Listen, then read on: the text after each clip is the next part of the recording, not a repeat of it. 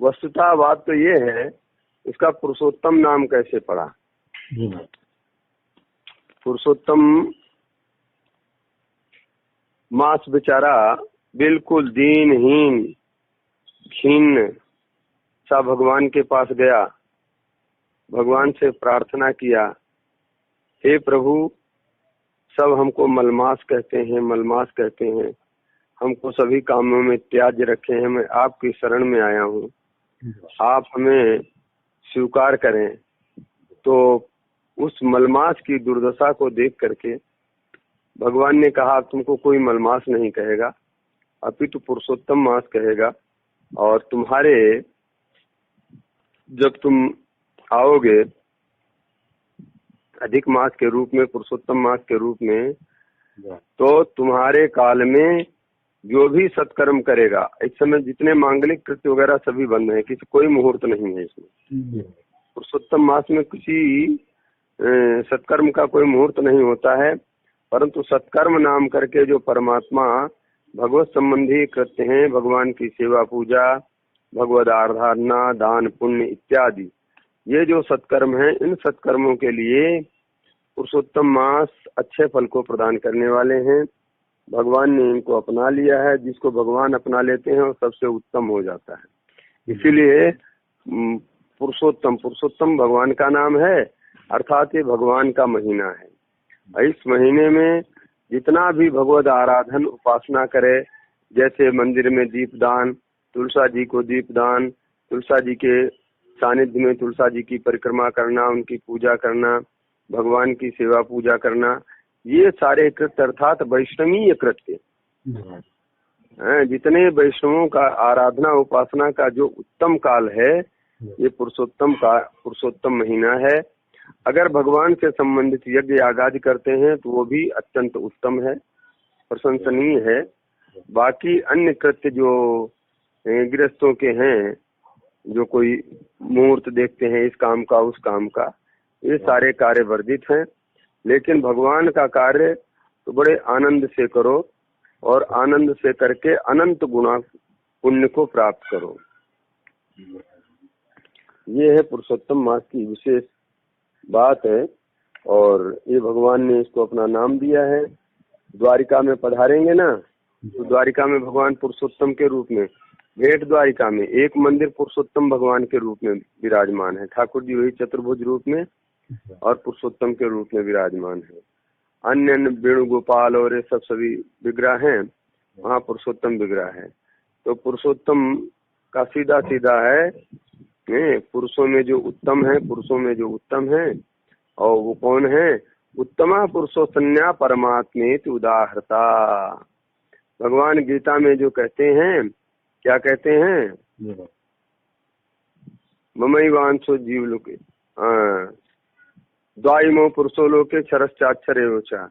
इस संसार में क्षर और अक्षर दो, क्षर तो हो गया जो क्षरणशील है प्रकृति, अक्षर हो गया जीवात्मा, इसमें आयोडेक्स लगाना, जीवात्मा, और उत्तमा पुरुषस्तन्या परमात्मेति उदाहरता। उत्तम पुरुष जो है अन्य है, वो कौन है? भगवान है, जिनको परमात्मा कहा जाता है। तो वही परम ब्रह्म परमात्मा का ही ये विशेष महीना है, उस परम पिता परमात्मा का, इसलिए इसका नाम है पुरुषोत्तम मास है। उत्तम पुरुषोत्तन्या गीता में कहा गया, उत्तम पुरुषोत्तन्या, उत्तम पुरुष और हैं, पुरुषोत्तम, उत्तम पुरुष अर्थात पुरुषोत्तम एक दूसरे हैं, वो क्या है? उनको परमात्मा कहते हैं। तो ये भगवान का महीना है, परमात्मा का महीना है। इस महीने में वैष्णवी कृत्य जितने हो सके ज्यादा से ज्यादा जप किया जाए, ज्यादा से ज्यादा ईश्वर की आराधना उपासना किया जाए, और तीर्थ व्रत भी किया जा सकता है। और पुरुषोत्तम महीने में प्रातः काल उठ करके स्नान करना, भगवान की सेवा पूजा करना, सारे कृत्य हैं। तो इनको जितना अधिक से अधिक होवे, बढ़िया से सुचारू रूप से किया जाए, तो निश्चित अच्छे फल प्राप्ति होती है। भगवान ने इनको अपना मान लिया ना, अब भगवान जिसको अपना कह दे, फिर उसकी तरफ कोई जो है आंख उठा करके देख नहीं सकता। जब भगवान ने इनको पुरुषोत्तम संज्ञा दिया, तब सब लोगों ने मलमास कहना बंद कर दिया, और सब इनकी आराधना उपासना करने लगे। अरे तो भगवान की शरण में चले गए। भगवान की शरण में जाने के बाद कोई आंख उठा नहीं सकता है। इसलिए ये पुरुषोत्तम महीना हम सब के लिए परम मंगलकारी है, हम सबके बड़े सौभाग्य से आया है। और ये विशेषकर ये कुंवार का जो पुरुषोत्तम मास है ना, इसकी विशेष ही महिमा है। इसमें जैसे एक राजा थे चित्रबाहु, और फिर वो जो है उनकी पत्नी भी बने, उनके राज्य में सब आनंद मंगल था, कोई किसी प्रकार की कष्ट नहीं था, सब चारों तरफ से आनंद ही आनंद। तो उनके यहाँ एक दिन अगस्त जी महाराज पधारे, और अगस्त जी पधारे तो उनका अगस्त जी का उन्होंने बड़ा स्वागत सत्कार किया। और स्वागत सत्कार करके बोले, महाराज संसार में सब ये न किन प्रकार किसी न किसी कोई न कोई दुख रहता है, परंतु भगवान की ऐसी असीम अनुकंपा है, हमको किसी प्रकार की कोई कष्ट नहीं है। आप जैसे को संतों का संग हो रहा है, और आप जैसे संत हमारे घर में पधार गए, आज तो हमारा सब पितर हमारे तृप्त हो गए, हमारे जितने सत्कर्म है सफल भूत हो गए, उन्हीं का प्रणाम है, आपके दर्शन हुए। अगस्त जी की खूब विधिवत पूजा किए थे, और परम वैष्णव थे, भगवान की बड़ी आराधना उपासना करते थे। तो उन्होंने पूछा, महाराज ऐसा हमने कौन कर्म किया है जिसके परिणाम स्वरूप ये स्थिति है। तो अगस्त जी महाराज बड़े ही, वो तो राम जी के परम भक्त हैं, लेकिन ये देखो वो राजा कृष्ण भक्त थे, वहाँ कृष्ण भक्त का नाम दिया है, लेकिन अगस्त जी परम राम भक्त हैं, लेकिन राम और कृष्ण में कोई भेद नहीं। इसलिए महाराज तो उनकी भक्ति की बड़ी प्रशंसा करते हैं, बड़ी बहुत प्रशंसा की है।